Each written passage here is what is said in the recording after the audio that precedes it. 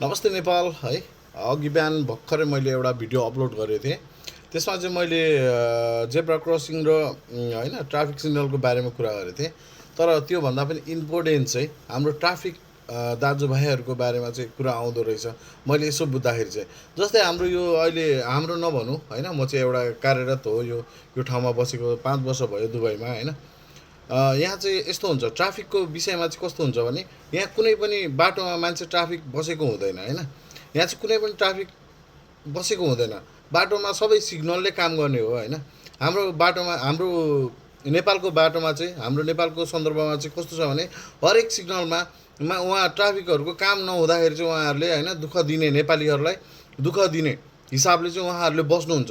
जस्तै उहाँहरू चाहिँ ट्राफिक सिग्नल पछाडि बस्नुहुन्छ। त्यही भएर चाहिँ मैले यो भिडियो बनाएको हो होइन। नेपाल सरकारको यो कुरामा चाहिँ एकदम ध्यान जाओस् होइन। हामी पनि नेपाली हो होइन। नेपाली दाजुभाइहरू त्यति धनी हुन्न कि त्यत्रो 50,000 20,000 30,000 होइन फाइन तिर्ने त्यति साह्रो क्यापेसिटी भएको मान्छे हुनुहुन्न होला होइन। अनि म पनि मेरो विषयमा पनि भन्छु होइन।